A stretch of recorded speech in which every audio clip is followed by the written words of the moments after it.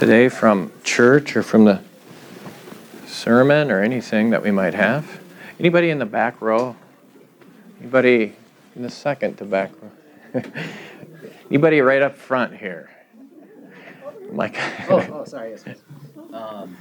And I probably should have asked when we covered it in Bible class, but in Job, it's verse 5, and he offered burnt offerings according to the number of them all. For Job said, "It may be that my sons have sinned and cursed God in their hearts."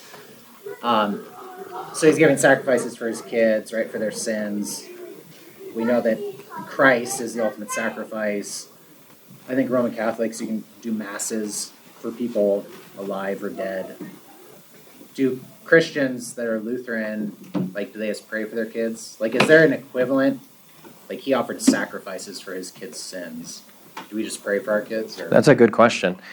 Micah's question, to summarize it, although I don't know I can summarize it much, is when Job offered sacrifices for his children and for their sins, is there any kind of an equivalent to that today for us? First of all, we don't have a clear, as far as I understand, word of God as to the institution of Job's sacrificial system there. He's doing something very much like Cain and Abel were. They offered sacrifices, but there was no biblical command to offer those. Those must have come straight from God himself or through Adam or something.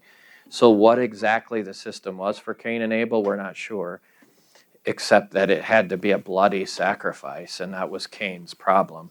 He was unwilling to offer an animal sacrifice. He thought it was sufficient to offer a mere plant sacrifice.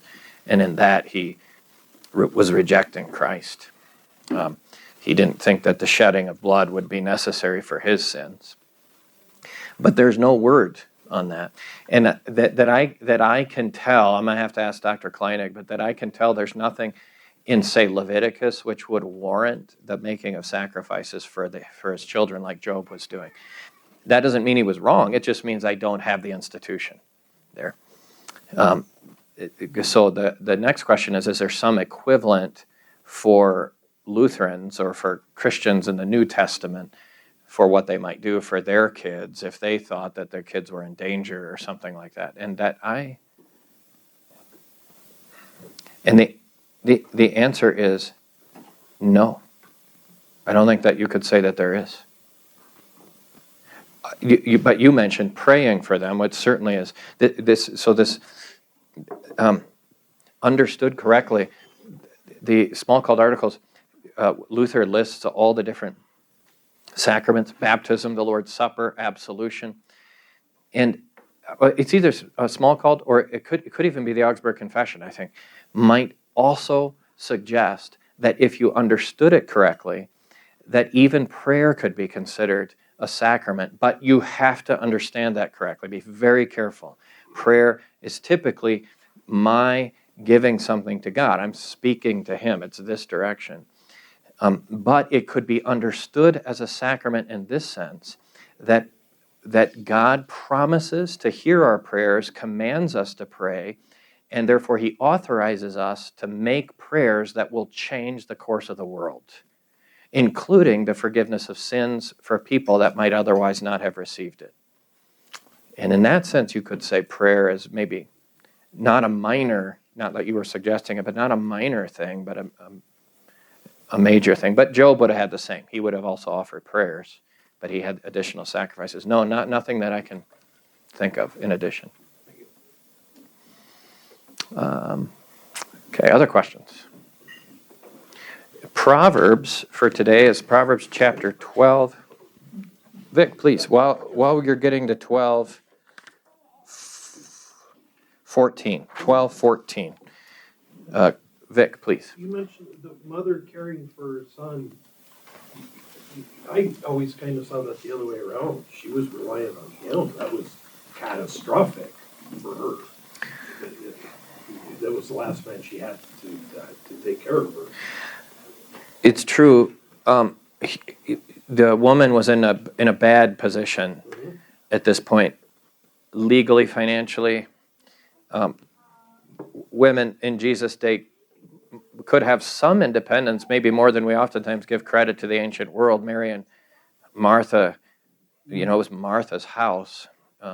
So I don't totally buy into the notion that women were utterly destitute and completely without rights, and they were all just doormats and that kind of thing. I just don't think that's at all characteristic. But from what I've heard, it was difficult now for a widow who did not have sons. I don't know though, Vic. I don't know how old he is, and so I'm not sure. That's true. But from what I can tell, he could be as young as maybe 10 or 12, and he could be almost to adulthood or even adult or something. But my sense, you're all aware, I suppose. I thought about talking about funerals today. We need to do that every so often, and I thought about it today, but I didn't. But in the ancient world, when someone died, they didn't have the kind of technology like we have, where you could embalm a body, or what do we call it? Is it called embalming? You didn't embalm a body. You didn't have that kind of, and you didn't have refrigeration, and so you did embalm the bodies, but not the Jewish people. Right. Okay. I take it back. The Jews, under only very limited circumstances, would embalm a body. And the only example that I can think of, Gene, is Joseph, whose body was preserved until it could be carried to the Promised Land to be buried, a Christian burial in the Promised Land. And that was... Was Jacob also embalmed?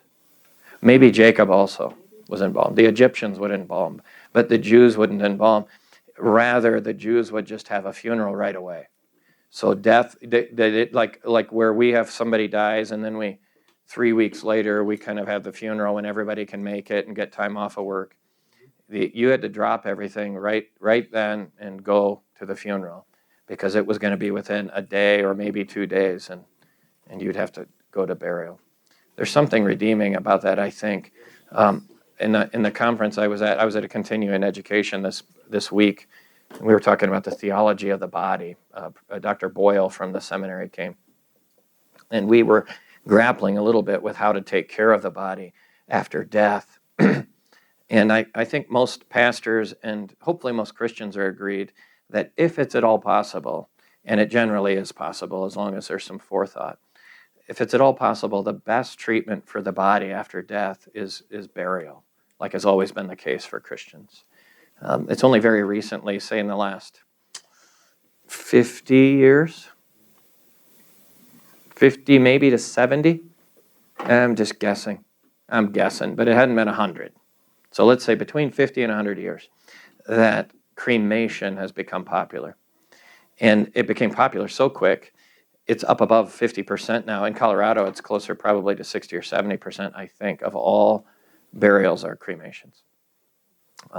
That would have been virtually zero if you'd go back 60 years ago. Almost nobody was cremated. What changed? Why are we changing on that?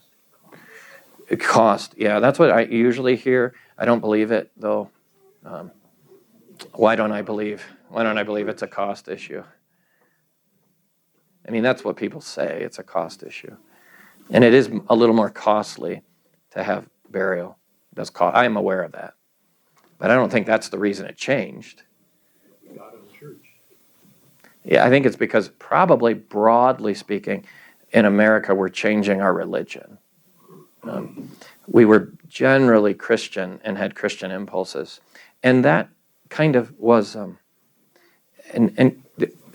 that affected the culture. The Christian impulses affected the culture. So people just assumed, I'll be buried bodily, that's what everybody does.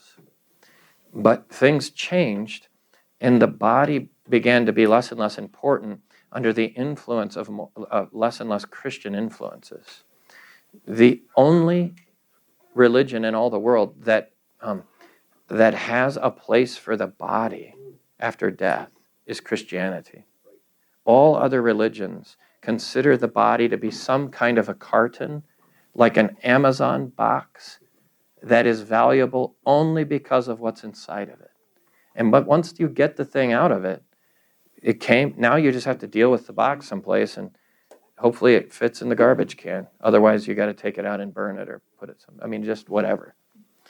But the body, that is not the. Our identity is wrapped up in our body. We are not who we are apart from the body. Right? These hands that I have and this face and this body is Jared Milius. And you take the body away, and you don't have Jared Milius anymore. You might still have a Jared Milius soul, but he will not be fully Jared Milius without his body. And if that's hard for you to believe, that's because the religion of Gnosticism and paganism has grasped hold of us. When God made us, he made us both body and soul, and he breathed into Adam the very life of breath, not into his soul, into his body. And so the soul and the body are meant to be interchangeable. Not interchangeable, intertwined permanently. That's why death is so bad. Death is not the freeing of the soul, but it's the weird tearing apart of two things that were never meant to be apart from each other. And that's why when Jesus rose, he rose bodily to defeat bodily death. Well, then that means I don't think this body is, God's not done with this body. Even after it dies, he's not done with it. And he's not done with your body. That body you have right now will decay under the influence of sin right now. But it is fundamentally eternal and will rise on the last day. And in your case, it'll rise to everlasting life. So your money won't rise to everlasting life. Your pickup truck with an $800 payment will not rise. And your house will not rise on the last day. And your sports team will not rise on the last day. And your clothes will not rise on the last day. But your body will. And it's actually eternal. And so a Christian culture at one point believed that it was more important to lay that body, which will rise, into rest with a confession of faith that we believe this is temporary. And it was less likely to care very much about pickup trucks and clothes. Right? So when you say it's because of the cost of bodily burial, we were used to be willing to bear that cost. Right? More likely to bear that cost. Again, as I've said ad nauseum, I hope. I don't care if your body is burned and they take your ashes and split it up 7 ways between the 7 seas. When the Lord comes and says, young man, arise, you're coming up. This is not an issue about if God's going to raise your body on the last day. He will raise it. But the question is, what are we saying and what are we confessing by the way that we put somebody in the ground? We want to confess that the body is eternal.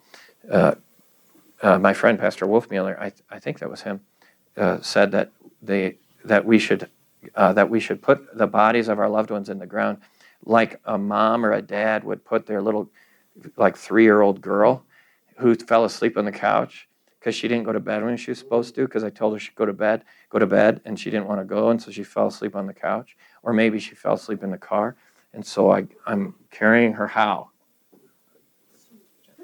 Very gently, and I put her in the bed and put the covers over her. Don't wake her up. Okay. She'll wake up in the morning. It's very carefully. I don't just grab her and throw her. I don't deal with her roughly, right? And we want to handle the body the same way, with the same kind of gentleness. The reason I brought this up is we were talking about embalming, and the 2 options most frequently used today. I don't want to be too graphic, but probably it's needed. Cremation is the passing of the body through a fire where it's burned, and then there is bones left, so they run the bones through a crusher or a cruncher or a branch. I got a branch thing, and you can put, and it grinds it up. And there's no way to avoid mixing it all around. As I understand it, there's significant mixing. Again, the body will rise on the last day. The Lord's not concerned about his capacity to raise that body.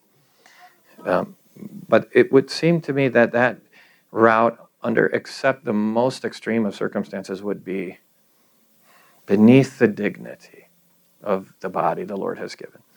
And so my encouragement to you would be to give your fullest consideration to saving your money for bodily burial.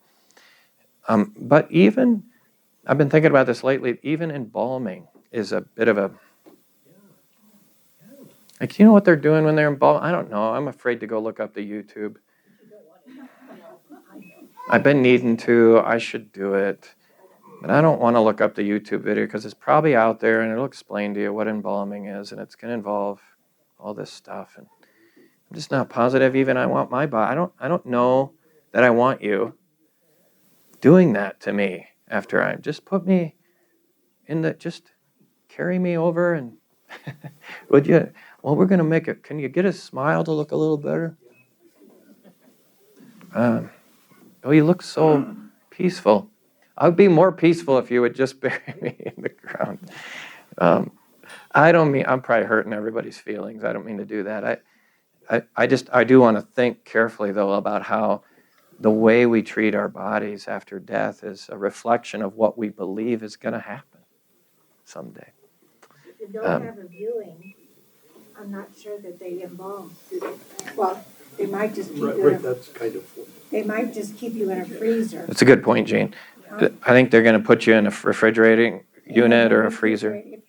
If there's no viewing, they might do that, I'm You not have to sure. bury within 2 days if you're not involved. The rule is you have to bury within 2 days if you're not embalmed. So usually closed casket. But, And they probably don't even give you permission to do that within 2 days, it do they? takes so long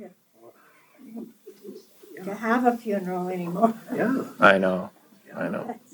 That, if they don't embalm you, you know, you're gonna stink. Are you well, I don't want to get into the nitty gritty. Well, I did. I'm the one who did it. That's But what Martha said. That's In what too deep Martha now. said. yeah, Vic. That's right. Right. That's right. He's been 4 days.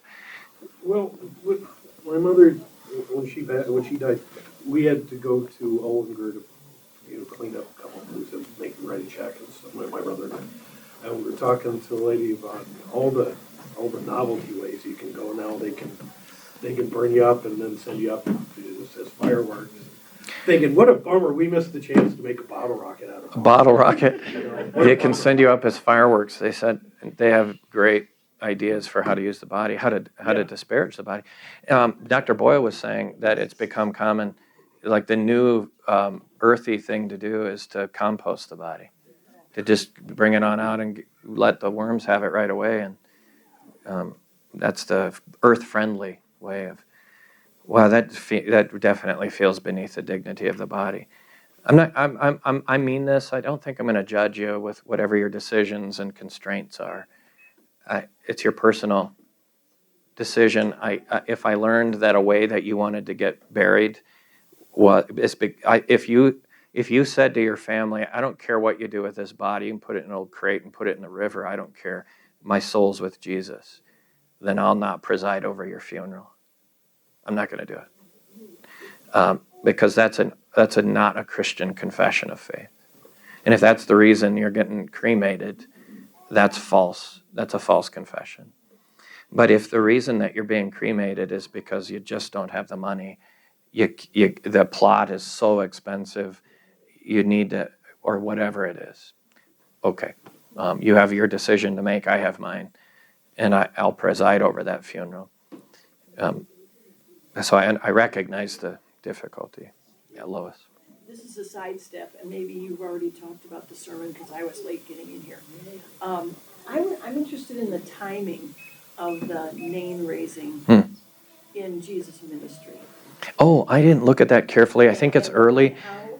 How, why the repercussions weren't more, or I don't know, just whatever comments you have Like on the that. Pharisees were watching. Lois's good question is, what's the time? Where's the timing on this? I did not this week check Steinman or the timeline like Edersheim or something, but I'm just gonna ballpark this, Lois.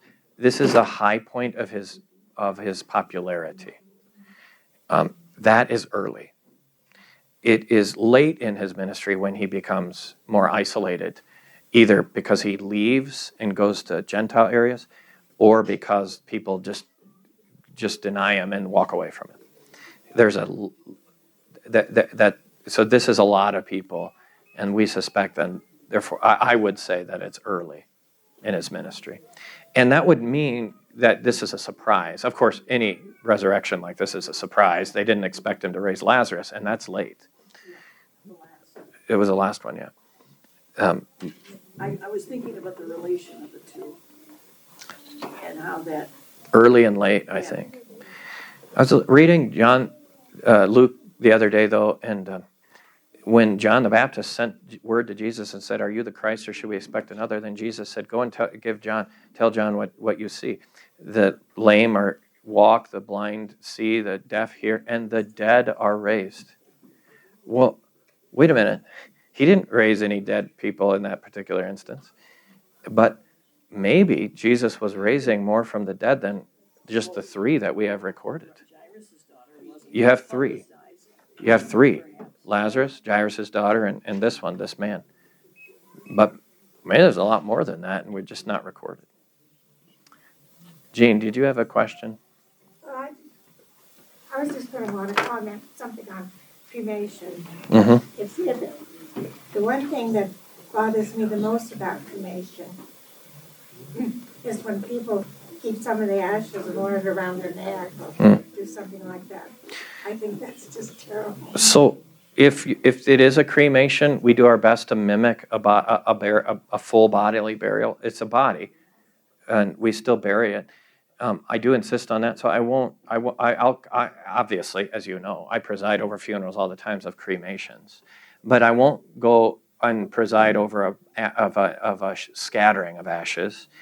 And if you're asking my opinion about if you should put the ashes on the mantle or something, I think that's not good. And the reason for that is because we actually have a Bible picture here that we should, I think, submit to, as we've talked about, Gene, that the Lord Jesus and St. Paul both call the body a seed. That Paul says what was sown a natural body is raised a spiritual body. What was sown in weakness is raised in strength. The word sown is chose there. What do you sow? What is a thing that gets sown? Seeds do. You put seeds in the ground, like you put. I put old used concrete in the ground. I don't have any hope of it coming up again or something. I toss stuff in the trash. I don't expect it to come back. When I put seeds in the ground, I'm careful. Water it. Why? Because I put seeds in the ground in expectation. In fact, I come back quite a lot and wait for the things to come up. That's the picture there. Jesus does the same thing. He says that the body is like a seed, and it bears much fruit. So we shouldn't scatter like to the wind, but we should bury like a seed in the ground, even if it's ashes. It'd be that way. The thing that bothers me is like the mortuary sells of these little Yeah. vials or whatever to put some ashes in, Stone. to wear around your neck or Mm-hmm. on a bracelet or something. That's what bothers me the most. Yeah. Yep. We try to make an emphasis at funerals oftentimes here that your mom is not here. She's not with you. She's not looking over you. She's not haunting your house. She's not in your heart. She's in your memories, probably, but that's hard because even your memories are losing her bit by bit. And the reason she's not here or looking over you or hovering around or talking to you is because she's in heaven. She can't be in both places at once, right? So the jewelry ashes thing, it's just, I always want her with me. That I guess is a little part of her body. It's just weird. I think just let's let the cemetery have her where she can sleep and rest in peace, and we'll go visit the cemetery. How about that? And we'll see her again on the resurrection. Proverbs. When did we get there? Proverbs chapter 12, verse 14. From the fruit of his mouth, a man is satisfied with good. Yeah. And the work of a man's hand comes back to him. That first line there is the first of three different similar sentiments. So Solomon is using that kind of phrase quite often. The fruit of a man's mouth is satisfied, and in other circumstances in the Proverbs, it'll be something like he eats, or is like it's satisfied in the sense of he has plenty. So the idea here is, I think, that a man speaks in a certain way, and it will come back to him as some kind of an award, a reward, I guess you could say. He will do well in this life in the different respects because of the way that he speaks. Whether he's a truthful person, or he speaks with kindness, or he speaks with exhortation even, but kind exhortation, this kind of thing. He's not harsh with people or telling lies or something like that. And the result of that is he'll be satisfied with good in some way or another. There will be an award. And then the second line is similar. It's not like typically, so far we've been dealing with Solomon's Proverbs. The good person is this, the wicked is this. The good is this, the wicked is that, or something. But this is a parallel statement. And the work of a man's hand comes back to him. So the simple, ordinary work of a person's vocation will come back to him. That means you do work. You may not be able to see it in the form of, like money or earthly income, or it might not be exact one-for-one relationship, but Solomon says, you use your mouth in profitable, helpful, godly ways in accord with the 8th commandment, and you work hard and stay quietly at your vocation, and the Lord will see to it that you're well provided for. And we need to remember that, because the devil wants to tempt you that what you need to do is tell lies, or what you need to do is chew people out and then give them a piece of their mind, and then you'll get some action here. Or what you need to do is figure out tricky ways not to have to work and still get paid, whether it's deceptive or some plan or something. Solomon says, no, don't go after that kind of stuff. Just talk, just be honest and work hard. Okay. Job chapter 13.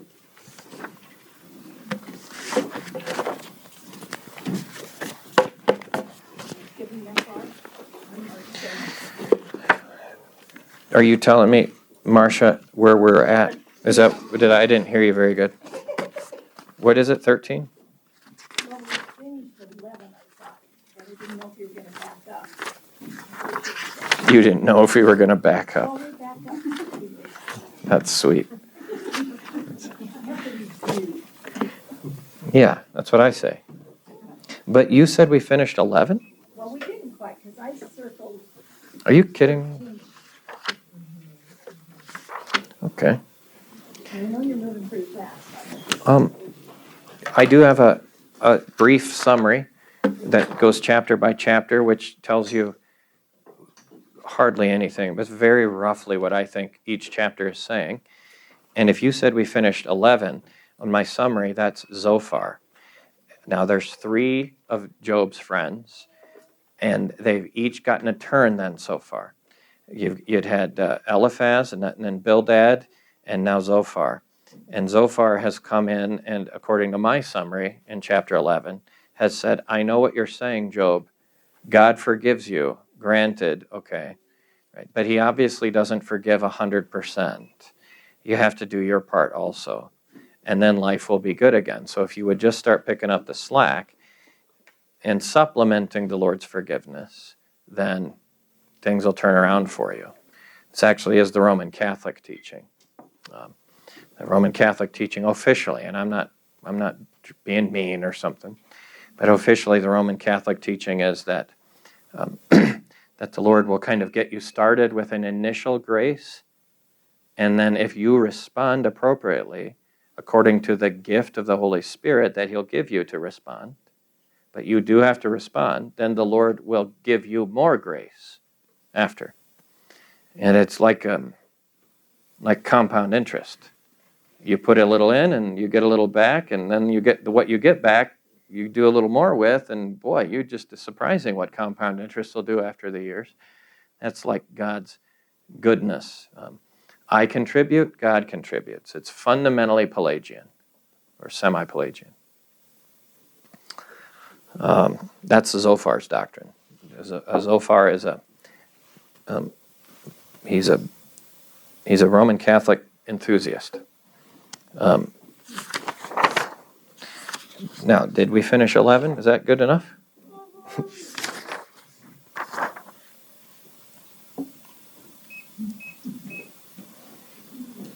The verse in question, just so to review it, is verse number 6.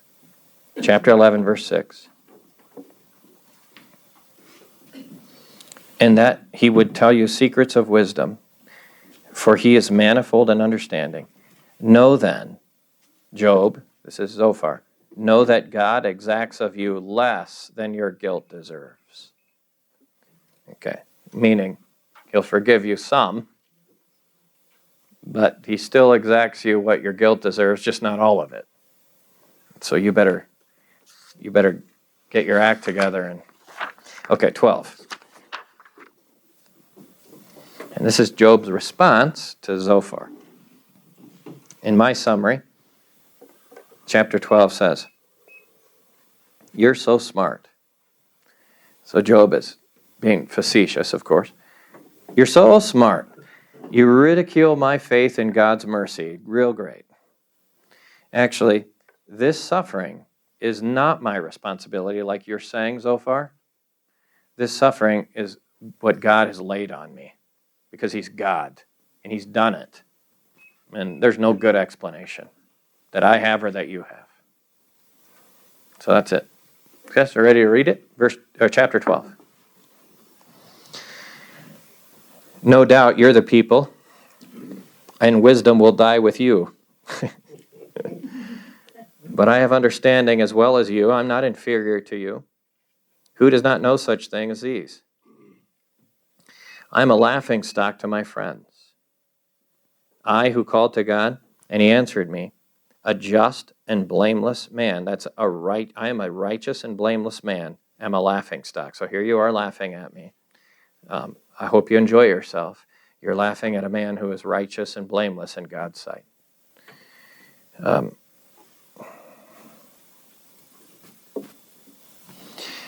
In the thought of one who is at ease, verse 5, in the thought of one who is at ease, there is contempt for misfortune or contempt for calamity. It is ready for those whose feet slip. The tents of robbers are at peace, and those who provoke God are secure, who bring their God in their hand. But ask the beasts, and they'll teach you, the birds of the heavens, and they will tell you, or the bushes of the earth, and they'll teach you, and the fish of the sea will declare to you. Who among all these does not know that the hand of the Lord has done this? What's the emphasis here? Job, why is Job suffering? Zophar says, you did something wrong, you need to fix it. Job says, no, I did not do this. This is not because of me. This is the hand of the Lord that has done this. It's his decision, not mine. And that's the emphasis there. Verse 10, in his hand is the life of every living thing and the breath of all mankind. Does not the ear test words as the palate tastes food? Verse 12. Verse 12 is Job saying, you guys are old enough, you should know this. Wisdom is with the aged, and understanding and length of days. With God are wisdom and might. He has counsel and understanding. If he tears down, none can rebuild. If he shuts a man in, none can open. If he withholds the waters, they dry up. If he sends them out, they overwhelm the land. With him are strength and sound wisdom. The deceived and the deceiver are his. My sense of his what he's saying there is God has power, and that's what's going on here. He's exercising his authority in a way I don't understand, but he can do whatever he wants to, and that's what he's doing.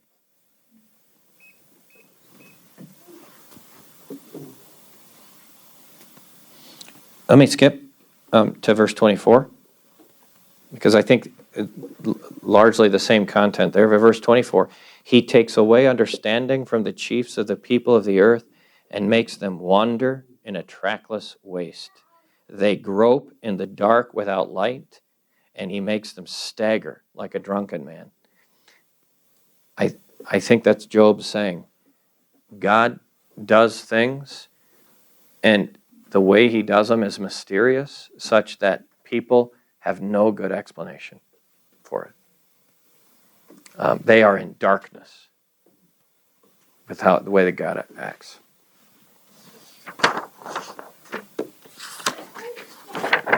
Chapter 13. This is because it continues. My summary, chapter 13, Job says, you guys can say what you want, but I have no problem insisting on my righteousness before God. I insist on it. Okay, 13. Behold, my eye has seen all this. My ear has heard and understood it. What you know, I also know. I'm not inferior to you. But I would speak to the Almighty, and I desire to argue my case with God. As for you, you whitewash with lies. Worthless physicians are you all. To say, when Job is accusing them of what? Of telling lies. So he's accusing them of false doctrine. You've come to me in my condition, and you've preached false doctrine to me. That's the way you're trying to counsel me, with lies. Verse 5, which makes you what? You come to me to try to help me like a physician would, but you are a worthless physician, because false doctrine does not satisfy. Verse 5, oh, that you would keep silent. It'd be your wisdom. The smartest thing you guys could do right now is to just be quiet, because you can't. What they did in the beginning. Yeah, for a week they were quiet. That was their high point. Hear now my argument, and listen to the pleading of my lips. Will you speak falsely for God and speak deceitfully for him? You're going to preach false doctrine, and worse, in preaching false doctrine, you're going to say that God told you to say it, which is against the second commandment. Misusing the Lord's name is false doctrine.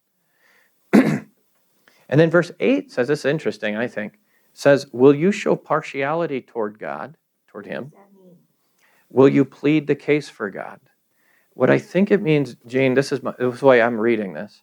I think what they're saying is, what do you think, that God needs you on his side to defend him? Do you think God needs some sort of a defense attorney? So here's what's going on. We get tempted by this, so this is probably helpful just to remember for us. There's somebody and they're suffering. And we come to them in their suffering, and our impulse is to have a theology of glory like these men do, and to say, well, you probably should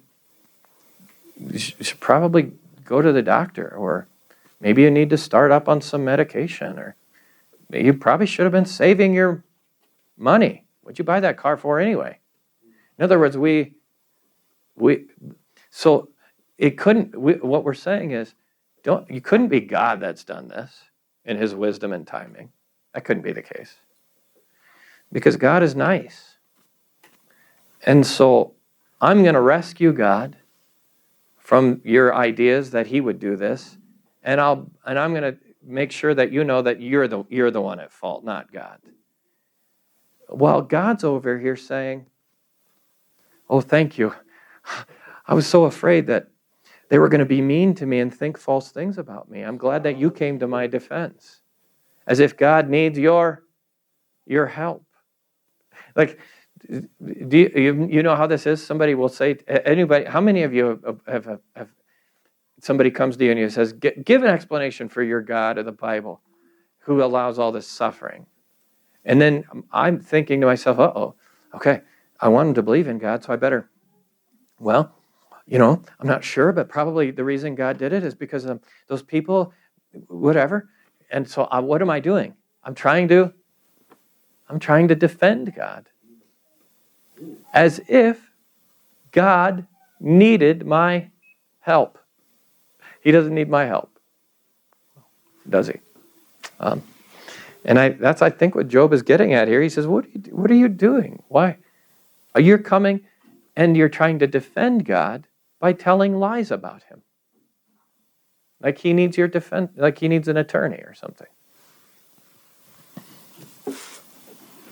I don't know what verse 9 means, or 10, or 11, or 12, 13, or 14.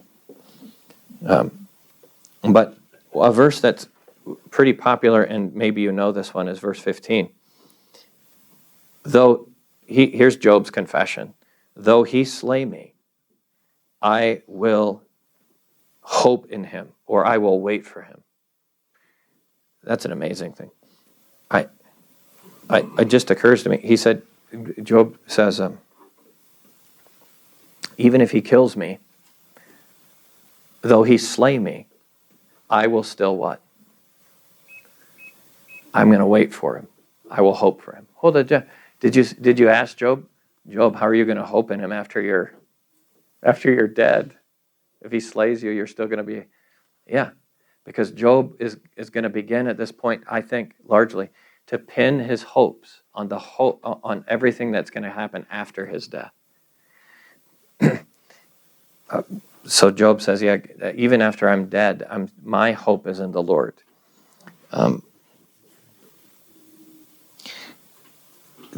Verse 15 says, though he slay me, I will hope in him, and yet I will argue my ways to his face. That word yet is an interpretation, and that word could just as well be translated surely. That's another translation for this word. So even though he slay me, I will hope in him. Surely I will argue my ways to his face. Now it sounds kind of brash and arrogant, but what all that means is, I know, even after I die, I'm going to stand before him, and I will plead the only thing I'm going to plead before God, I'm willing to plead, which is that I stand righteous before him. And of course, in the context, it would be not on the basis of Job's goodness, but on the basis of the goodness of his Savior, his Redeemer. That's my hope. I'm going to hope in the Lord. I know I'm going to stand before him someday, and I'm going to plead my ways. I know that I stand before him righteous. He's confident. Yeah, Thomas. The NAS translation says, behold, he will slay me. I have no hope. Is that the same? Is he saying the same thing there? The Hebrew is ambiguous. Yeah, so say it again. I'll say it into the mic. The NAS translates this in a cynical, depressing way. Behold, he will slay me. I have no hope. Behold, he will slay me. I have no hope. I think the NAS is translating that legitimately. But so is the ESV, which doesn't have it the same, and so's the NIV. That NAS then is capitalizing, and this is really a critical thing. We've talked a lot about this. Is capitalizing on the NAS's, which I love, the NAS's attitude about what they think is happening here. The NAS thinks, at least in this particular instance, that Job is depressive and unbelieving and hopeless, and my life is so hard and God has abandoned me, and there's just no hope, and he's throwing his hands up like an unbeliever. And I don't have that view. I don't think that's warranted. I think that Job is suffering, and in the teeth of suffering is what? Is declaring his faith in the Lord and his hope in the Lord. And so I think this is a better translation. Even though he slay me, I will yet hope in him.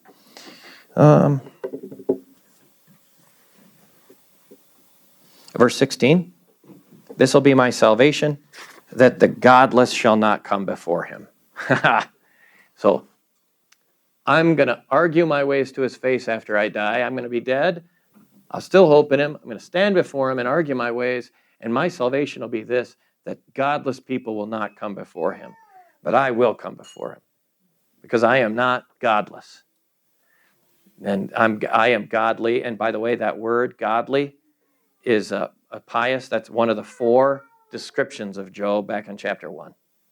He is righteous, fearing God, godly, and turning away from evil. He is, blameless, godly, turning away from evil. I think that's 5. Remember, we looked at the one that I think that was from the Septuagint. But that's one of the ways God describes Job.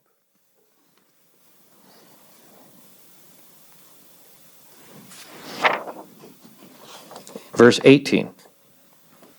Behold, I have prepared my case. I have taken up my judgment. That's the translation here. And then it says, I know that I shall be in the right. But you've been with me long enough now in this book that you know that's also a translation move. I know that I shall be in the right. What do you think that really is? I shall be justified. That's what the word is. To be declared righteous, to be justified. And our ESV thinks that Job is saying, oh, I know he's going to look at my life and think that I did just really, really good, and that he'll say, well, you did good enough, you're in the right. And that's not what Job is saying. He's saying what every one of you say. Well, we'll stand before God on the last day, and you can say now, I know that I am going to be justified. I am justified. I'm declared righteous for the sake of Christ. I'm confident. That's Job's attitude here.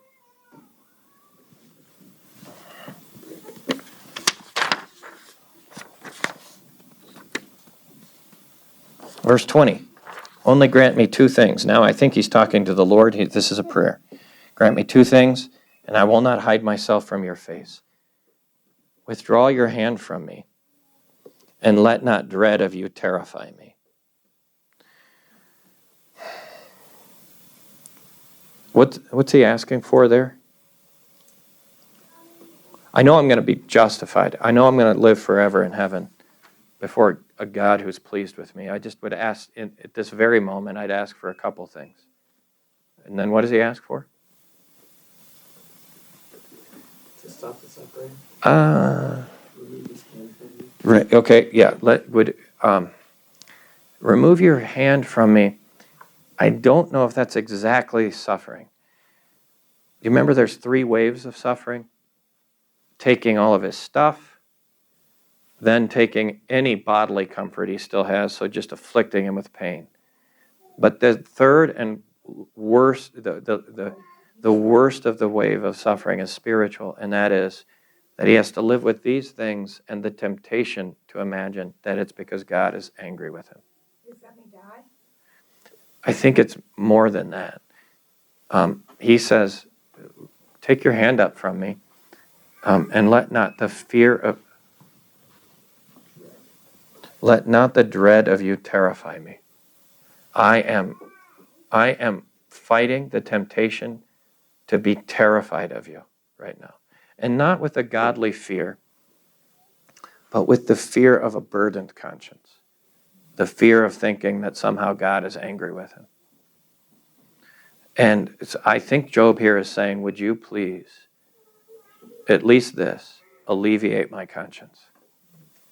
Because the devil is circling around me and he wants me to reject you and think you're mad at me.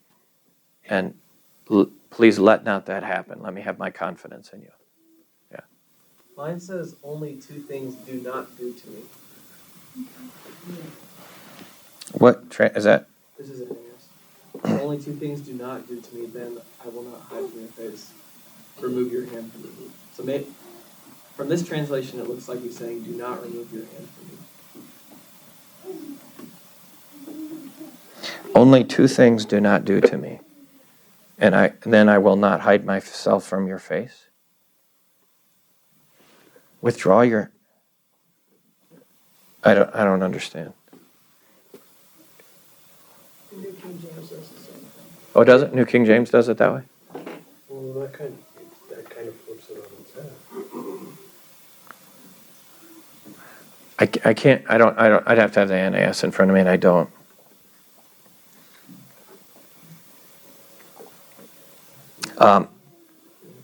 Yeah, so I don't know what to make of that. But when I looked at it, in any translation I did it, anything I'm looking at here is certainly legitimate from the ESV. Okay, verse 22. Then call and I will answer, or let me speak and you reply to me. There he's saying, would you please give me answers? I want to ask you why you're doing this. Could you answer me? Verse 23, how many are my iniquities and my sins? Make me know my transgression and sin. That is Job saying, I think, I know I'm a sinner. Would you was there some impenitence you're saying inside of me? Am I being stubborn somehow? Make me know my transgression and my sin. I want to turn away from my sin. If that's what's necessary, if that's the problem, then make me know. Help me, give me repentance. But verse 24, but why do you hide your face and count me as your enemy? Will you frighten a driven leaf and pursue dried chaff? For you write bitter things against me and make me inherit the iniquities of my youth. I think what he's saying, I don't think he thinks the Lord is withholding forgiveness. What he's saying is, you act here like you're holding my sins against me. Like I committed these sins when I was young, and you're acting like finally now the chickens have come home to roost, as though you're a God who marks iniquities. But that's not the case. So that's the dilemma that Job is facing. Okay. Let's move on to 14.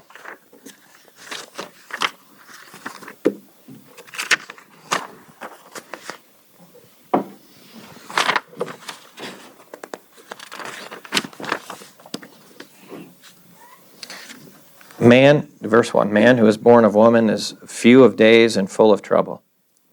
He comes out like a flower and withers. He flees like a shadow and continues not. What's that? What's Job saying there? Life is short and hard. I think I put, is that my, yeah, life is really short and life is very hard. Nasty, brutish, and short came from Job. I don't know that phrase. Oh, you haven't heard? No. It's probably Shakespeare or something. No, actually, it was the anthropologist, like the 60s. Oh, no, I don't know that one. You'll have to send me the YouTube. All right.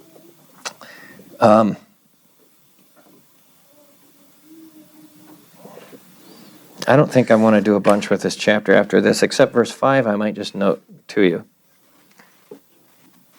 Job says, since his days are determined and the number of his months is with you, and you have appointed his limits that he cannot pass, look away from him and leave him alone.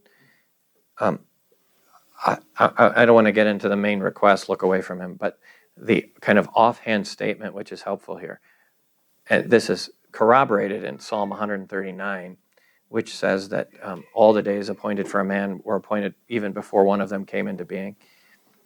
What Job is teaching us here is that the days of a person are determined by God. The number of his months is with God, and you've appointed his limits he cannot pass. So Job is teaching here something I think is really, really helpful for us, and should be helpful anyway. And that is, the Lord has already determined. He knows the day on which each one of us is going to die. I mean, you should exercise and probably not eat eggs and butter, because those are bad for you. At some point or another they were. And then you'll live longer. You should try to take care of your body and whatever, and go to the doctor. But you shouldn't live under the misimpression that somehow it's going to extend your life. because the Lord has already determined how many days he wants to give to you. So you're just, by taking care of your body, you're keeping the fifth commandment. But the Lord already, are you tracking with me there? He already knows. Now, that's a helpful thing to remember for us, because if your dad is there and he's dying, and you have to, or heaven forbid, your husband or your child or something, and you have to make a decision. Should we have him on a breathing machine, or should we try to extend his life or something? The answer is, yeah, you should try to extend his life if it's wise, and you should fight for life. Life is worth fighting for. But you shouldn't do it with the false notion that God doesn't know already the day that he's going to die. And so if you try to extend his life, the Lord is going to take him to be with him on the day that the Lord was always going to take him to be. Right? There wasn't, and I've sat sometimes at a funeral home, and then I'll let you go. I've sat at a funeral home with a family who had to make tough decisions, and like Suzanne, I remember that. The family was having to make all these decisions about Suzanne, and were we going to keep her on the thing, or should we? And then they had decided, well, maybe we should, maybe we shouldn't. Let's not. And then they were all wondering, did we do the right thing? And we got to the funeral home, and I could tell it, and I said, now whether or not you did the right thing, that's one question. But Suzanne didn't die 1 hour before or after the Lord determined she was going to die. Nothing you could have done was going to change that. And that's from the teaching of the Bible here in Job and Psalm 139. Okay, well, let's see.